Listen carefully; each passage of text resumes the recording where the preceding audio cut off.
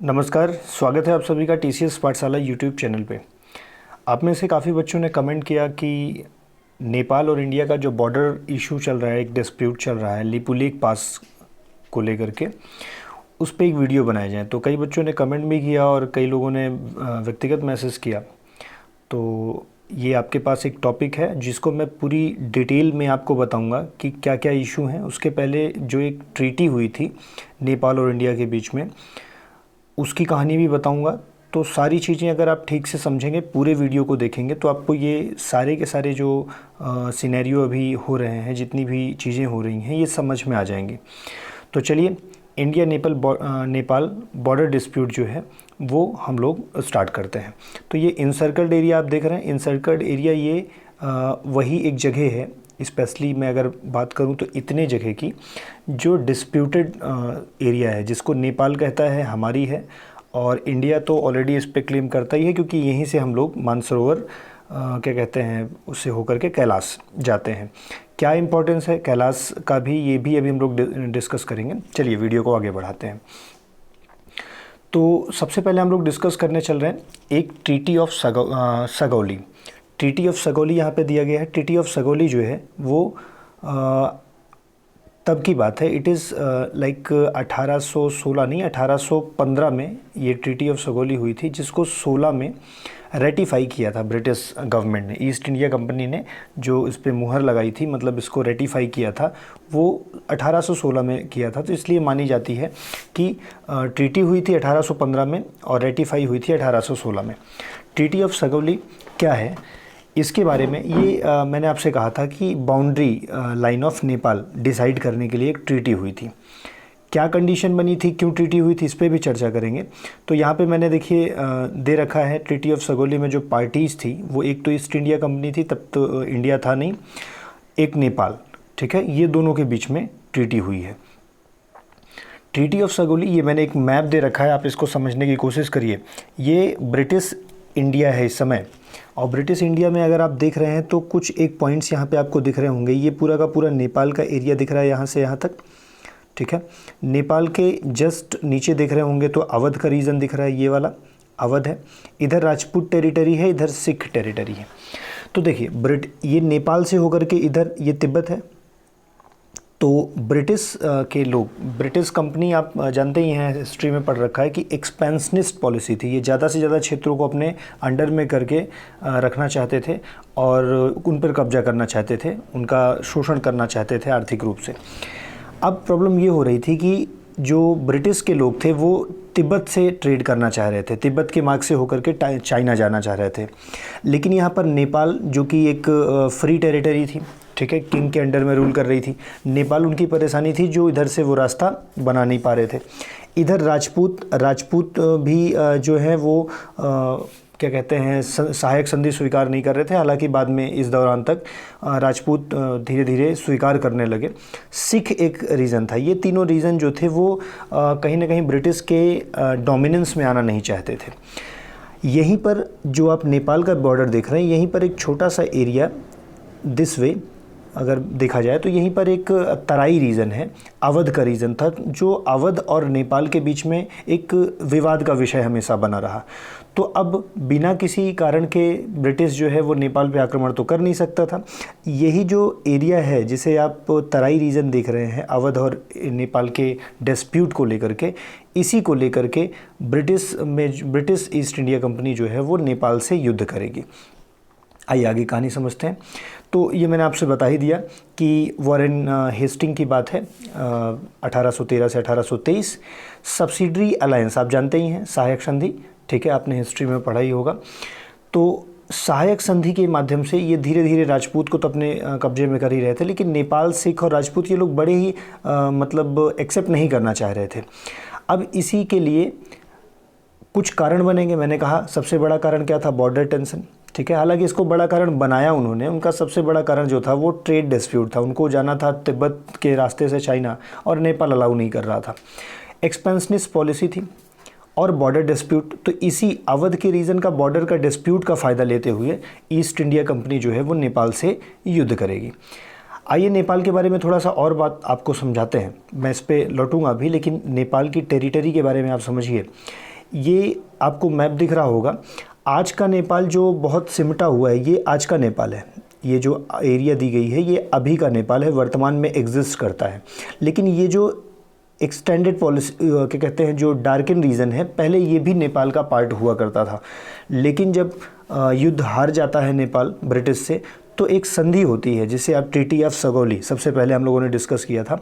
उसके माध्यम से ये जो कुमायूं गढ़वाल रीजन है, जो उत्तराखंड और हिमाचल प्रदेश का वर्तमान में जगह है, ये कभी नेपाल की जगह हुआ करती थी, उसको ब्रिटिश को सौंपना पड़ गया। ब्रिटिश ने नेपाल से ये चीज़ रीजन ले लिया। और ये सिक्किम जो आज देखते हैं वो नेपाल का कभी रीजन हुआ करता था, उसको भी एक क्या कहते हैं नेपाल से अलग कर दिया गया।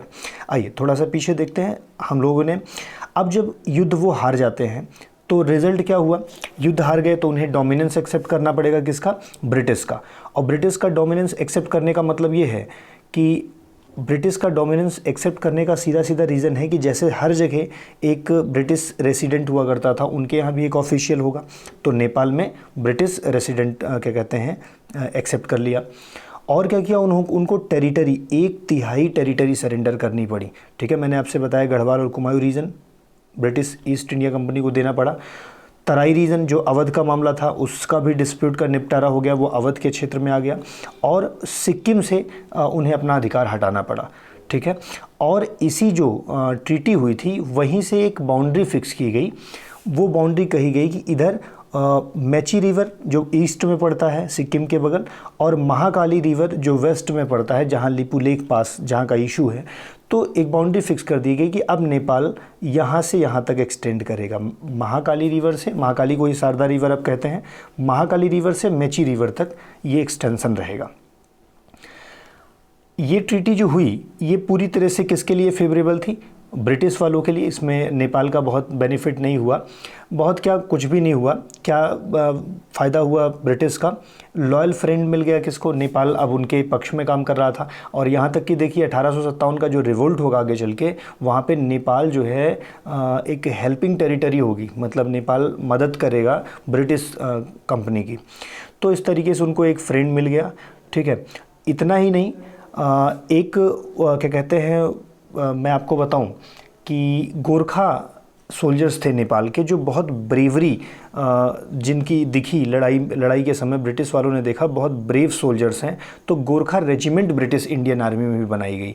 ठीक है, उसी के तहत एक कॉन्ट्रैक्ट में ट्रीटी के बाद, मतलब एक ब्रिटिश, आज भी आपके यहाँ गोरखा रेजिमेंट है, वो नेपाल के ही क्या कहते हैं एक रेजिमेंट से ली गई है। ठीक है, और क्या कहते हैं फैसिलिटीज़ हो गई किसके, ट्रेड विद सेंट्रल एशिया के साथ एक रास्ता मिल गया कि आसानी से वहाँ से ट्रेडिंग हो सकता था। तो इस तरीके से अगर आपने देखा, और हिल स्टेशंस उनको मिल गए, शिमला, मसूरी, नैनीताल, ये कुमायूं गढ़वाल रीजन का जो क्षेत्र मिला ईस्ट इंडिया कंपनी को, ये उनके लिए बेनिफिट था। तो पूरी तरह से देखा जाए तो ये किसके लिए फ़ायदेमंद ट्रीटी हो गई, ये एक तरीके से ईस्ट इंडिया कंपनी मतलब ब्रिटिश वालों के लिए। अब जब वार ख़त्म हो गया तो ये लोग कहीं ना कहीं एक लिमिटेड जगह पे आ गए नेपाल। अब यहाँ का ये जो रीजन है, जो अभी मैं बता रहा था महाकाली रिवर, ये इस रीजन से गुजरती हैं, और ये हैं मेची रिवर। ये पूरा का पूरा टेरिटरी जो है क्या कहते हैं वो नेपाल को दे दिया गया। अब वर्तमान परिदृश्य में परेशानी क्या है, परेशानी ये है कि अभी हाल ही में करेंट इशू जो है वो भारत सरकार ने एक रोड बना दिया है। देखिए हमारे यहाँ एक स्पिरिचुअल, केवल हमारे यहाँ ही नहीं, जो मानसरोवर लेक और कैलाश रीजन है, तिब्बत का स्पेशली, ये तिब्बत में पड़ता है, तो ये जैनिज़्म, बुद्धिज़्म और हिंदुओं के लिए तो एक बहुत ही पवित्र जगह मानी ही जाती है। ठीक है, तो इस तरीके से ये जो रोड बना है, ये पिथौरागढ़ से जो रोड बना हुआ है, जिसके माध्यम से जो पिलग्रिमेज होंगे, जो तीर्थयात्री होंगे, वो आसानी से कहाँ, मानसरोवर लेक से होकर के आगे जा कर के कैलाश रीजन में दर्शन कर पाएंगे। ठीक है, तो इस जो रोड बना हुआ है, इस क्लेम को नेपाल ने रिजेक्ट कर दिया। उन्होंने कहा कि जिस जगह से लिपुलेख पास से ये गुजर रहा है वो नेपाल की टेरिटरी में आता है। अब मैं आपको समझाता हूँ इसका मेन प्रॉब्लम क्या है। देखिए मान लीजिए ये महाकाली रिवर आती है। तो महाकाली रिवर का जो ओरिजिन होता है, किसी भी रिवर का जो ओरिजिन है वो केवल एक जगह से नहीं होता है, उसकी जो रिवर बेसिन होती है वो बड़ी लंबी, जैसे मान लीजिए यहाँ की इसकी ट्रिब्यूटरी है, ये इसकी आप गंगा रिवर भी देख लीजिए, जमुना रिवर भी देख लीजिए, तो उसकी कई सारी ट्रिब्यूटरीज ऐसे आपस में मिलती हैं तब जा कर के एक रिवर फॉर्म होती है, और ये पूरा का पूरा एक्सटेंसन उसका रिवर बेसिन होता है। तो अब प्रॉब्लम ये है कि मान लीजिए एक महाकाली का ट्रिब्यूटरी ये है और एक ये है, दो एक्सटेंशन है। तो अगर नेपाल इस जगह को क्या कहते हैं माने कि महाकाली रिवर यहाँ से निकलती है, तो काली के इधर ईस्ट में ये रीजन किसका हो जाएगा? नेपाल वालों का हो जाएगा। जबकि भारत क्या कहता है? भारत कहता है ये वाला रीजन जो है वो महाकाली का उद्गम में माना जाएगा, ओरिजिन माना जाएगा। तो ये वाला रीजन किसके अंदर आ जाएगा? वो भारत के टेरिटरी में आ जाएगा। ये मेन डिस्प्यूट है, ठीक है। लिपू लेक पास यहीं कहीं है। तो इस वजह से डिस्प्यूट ये है कि कोई नेपाल जो है वो मानता है कि ये पीछे वाला जो एक्सटेंशन ओरिजिन है ये महाकाली रिवर का माना जाना चाहिए, तो ये एरिया नेपाल में। और इंडिया कहता है नहीं, ये राइट विंग जो है ये हमारा ओरिजिन हम मानेंगे। तो ये क्योंकि कहीं पर भी सगौली ट्रीटी में ये मेंशन नहीं है कि कौन सी वाली रिवर का ओरिजिन जो है वो माना जाएगा, डिमार्केट किया जाएगा बाउंड्री। चलिए थोड़ा सा और आगे बढ़ते हैं। अब नेपाल ने इस पर ऑब्जेक्शन किया। नेपाल ने ऑब्जेक्शन इसके पहले भी किया, ये कोई पहली बात नहीं है। इसके पहले भी नेपाल ने ऑब्जेक्शन किया था जब चाइना और इंडिया ने एक ट्रेड अग्रीमेंट किया था लिपू लेक पास के थ्रू। तो लिपू लेक पास के थ्रू जब ट्रेड अग्रीमेंट किया था चाइना और इंडिया ने, तो नेपाल ने दोनों देशों को पत्र लिखा था कि being a party like Lipu lake pass is also the territory of Nepal. तो विदाउट कंसल्टिंग नेपाल या without making it a party, how can you both country decide? ये उचित नहीं है कि इंडिया विदाउट नेपाल जो है वो डिसाइड कर ले। तो ये लिपू लेक पास का जो एक इशू है ये बहुत दिनों से चाइना क्लेम कर रहा था। अभी रिसेंट इशू में क्या हुआ, वो जो रोड कंस्ट्रक्शन हो गई, रोड पहले भी थी लेकिन अभी BRO ने, बॉर्डर रोड जो ऑर्गेनाइजेशन है, उसने पूरा का पूरा एक बेहतर रोड बना दिया ताकि आसानी से पहुंचा जा सके।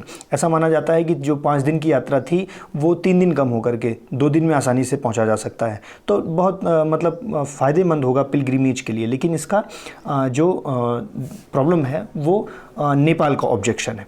अब नेपालीज़ क्या क्लेम करते हैं? नेपालीज़ क्लेम करते हैं कि southern side of pass called काला पानी टेरिटरी। अभी मैं आपको दिखाऊंगा कि जैसे मान लीजिए ये लिपू लेक पास है, तो यहाँ पे काला पानी टेरिटरी है। तो काला पानी टेरिटरी को वो क्लेम करते हैं कि ये हमारा रीजन है, और जबकि हम लोग क्या क्लेम करते हैं कि नहीं, ये इंडिया का रीजन है।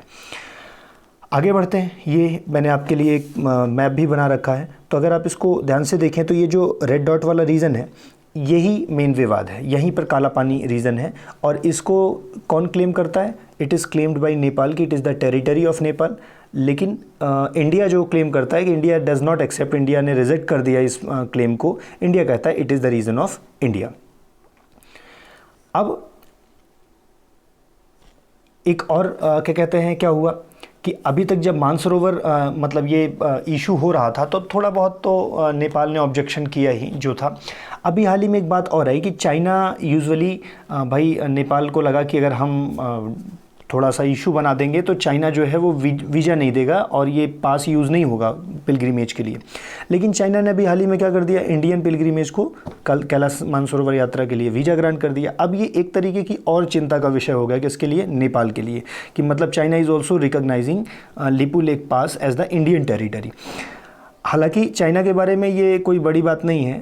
चाइना क्या कहते हैं, आप चाइना के नेचर को समझिए कि चाइना इवन दो कि इंडिया के साथ टेरिटोरियल डिस्प्यूट में है, हाँ वो ताइवान के साथ डिस्प्यूट में है, लेकिन उसके बाद भी वो ट्रेड को कंटिन्यू रखता है। यूएसए के साथ भी उसके अपने डिस्प्यूट चलते रहते हैं, लेकिन कोशिश रहती है कि ट्रेड चलता रहे। It does not act like Pakistan. Pakistan Bharat से अच्छे रिलेशन नहीं रखता, सबसे पहले काम क्या करता है कि ट्रेड ही बंद करेगा।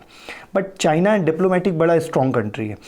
वो यहाँ पे even though China does not accept so much कि हाँ ये टेरिटरी इंडिया की है, फिर भी उसने पिलग्रिमेज के लिए इंडिया को एक डिप्लोमेटिक तरीके से क्या इशू कर दिया, वीज़ा इशू कर दिया, जो एक प्रॉब्लम बन गई कंसर्न बन गया, चिंता का विषय बन गया, किसके लिए? नेपाल के लिए। आइए थोड़ा सा और आगे समझते हैं। आई होप आपको बात समझ में आ रही होगी। सगौली ट्रीटी वार के बाद हुई थी। सगौली ट्रीटी पे एक डिमार्केशन हुआ था, ठीक है, शारदा रिवर मतलब महाकाली से मेची रिवर के बीच में। अब महाकाली रिवर में लिपुलेख पास जो गुजरता है वहीं का सबसे बड़ा डिस्प्यूट है इंडिया और नेपाल के बारे में। अब मैंने आपसे बताया था ओल्ड इशू, नेपाल ने लेटर लिखा था बोथ कंट्रीज़ को, ठीक है, ये बात मैंने आपको समझाई थी। अब ये जो कैलाश प्लेटू है, भाई इंडिया भी इतना स्टैंड क्यों ले रहा है? ये कैलाश तिब्बत प्लेटू में पड़ता है, तो कैलाश जो रीज़न है इस पर इंडिया क्यों इतना ज़्यादा मतलब हैविली डोमिनेंस दिखा रहा है कि भाई नहीं हम मानेंगे ही इसको, आपका क्लेम गलत है।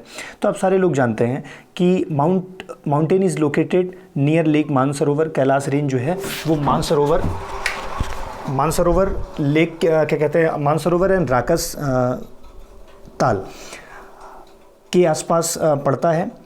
और ये जो है एक तरीके से माना जाए, मानसरोवर आप जानते हैं इंडस का, सतलज का, ब्रह्मपुत्र का, ये सब ओरिजिन का स्थान है, ठीक है। तो इस तरीके से देखा जाए तो ये जो माउंट कैलाश है एक कंसीडर्ड सैक्रेड इन 4 रिलीजन, ये बहुत मतलब पवित्र स्थान माना जाता है। Bon, Buddhism, Hinduism and Jainism, इन चारों धर्मों के लिए ये बहुत स्पिरिचुअल स्थान माना जाता है। Peace of like land of peace माना जाता है एंड स्पिरिचुअल प्लेस माना जाता है, ठीक है। तो माउंट कैलाश, जिसको आप कैलासा के नाम से भी जानते हैं, बुद्धिस्ट टेक्स्ट में मतलब बुद्धिस्ट जो उनकी अपनी किताबें हैं उसमें इसी माउंट कैलाश को माउंट मेरू के नाम से भी जाना जाता है। तो ये एक स्पिरिचुअल प्लेस माना जाता है, ठीक है। और ऐसा माना जाता है कि बुद्धिस्ट ट्रेडिशन में कि ये पिलग्रिमेज साइट है, मतलब यहाँ पे आकर के शांति आप प्राप्त कर सकते हैं। यू कैन हैव लाइक क्या प्रार्थना, प्रेयर्स, ठीक है, शांति का स्थान है, स्पिरिचुअल प्लेस माना जाता है, ठीक है। अब इंडिया भाई उसके लिए कैलाश भगवान शिव से संबंधित ये एक बहुत ही लाइक धार्मिक विषय है और इस पर वो स्टैंड इसी वजह से लेता है। ये मैंने कुछ इमेज बना रखी है, ये मानसरोवर लेक, राकस लेक है और ये आपका क्या कहते हैं कैलाश रेंज है, ठीक है। ये पूरा तिब्बतन प्लेटू है, तिब्बत प्लेटू है। और इसके आगे हम लोग बढ़ें तो इसी के लाइक मैं कहूँ जो ये विवाद हो रहा है उसी के चक्कर में इंडिया ने अभी हाल ही में पाम ऑयल इंपोर्ट नेपाल से बंद कर दिया। मैं आपसे, आपके मन में ये विषय आना चाहिए कि पाम ऑयल का जो प्रोड्यूसर है वो देखा जाए तो नेपाल तो है नहीं मैक्सिमम प्रोड्यूसर, ठीक है। आपको मुझे कमेंट बॉक्स में बताना है कि पाम ऑयल प्रोड्यूस क्या कहते हैं कहाँ होता है, ठीक है। आप इंडिया के ही नीचे आएंगे लाइक मैं अगर कहूँ कि साउथ ईस्ट की तरफ तो यू विल फाइंड कंट्रीज़। तो आप मुझे बताइएगा कौन कौन सी कंट्री हैं जहाँ पे पाम ऑयल प्रोड्यूस होता है और वहीं से पाम ऑयल ला करके उसको रिफ़ाइन करके नेपाल इंडियन मार्केट में सेल करता है। तो अभी हाल ही में ये बहुत बड़ी वेल्थ बनाता है, ऐसा नहीं कि मतलब थोड़ा बहुत बड़ी वेल्थ जनरेट करता है इंडिया से नेपाल। इंडिया ने रिपरकेशन में ये जो विवाद था उसी में पाम ऑयल इंपोर्ट क्या कर दिया, कैंसिल कर दिया है, ठीक है, जो आर्थिक क्षति होगी नेपाल के लिए। तो ये एक छोटा सा डिस्प्यूट था।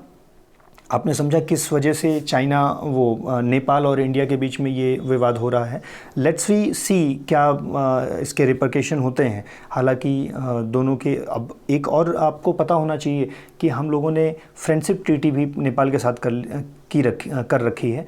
तो लेट्स सी कि कहाँ तक दोनों कंट्रीज़ इस पर अपनी प्रतिक्रिया दिखाते हैं और कैसे इसको सॉल्व करते हैं, ठीक है। ये बहुत एक हॉट टॉपिक ऑफ डिस्कशन था तो मैंने आपसे डिस्कस कर दिया। इस तरह के कोई भी और मैटर होंगे आपको उसकी जानकारी होगी, आप लोग बोलेंगे तो फिर मैं उस पर भी वीडियो बनाऊंगा। आपको ये वीडियो कैसा लगता है, आपको इस वीडियो से कोई फ़ायदा होता है कि नहीं होता, कुछ लाइक ज़रूरी जानकारियाँ मिलती हैं कि नहीं मिलती। अगर ऐसी बातें मिलती हैं, आपको फ़ायदा होता है तो ज़रूर कमेंट करके बताया करिए, ताकि उससे मोरल बढ़ता है और मोरल अच्छा होगा तो फिर कहीं ना कहीं हम आगे भी वीडियो बनाने के लिए अपना टाइम इस पर स्पेंड करेंगे, ठीक है। इन्वेस्ट हो तो अच्छा है, मतलब ख़राब हो जाए इसका कोई बेनिफिट ना हो तो कोई मतलब नहीं निकलता है। तो ज़रूर बता दिया करिए, ठीक है। और कोई कन्फ्यूज़न होता है तो ज़रूर आप कमेंट बॉक्स में पूछ सकते हैं। Thank you very much. Will see you again in the next topic.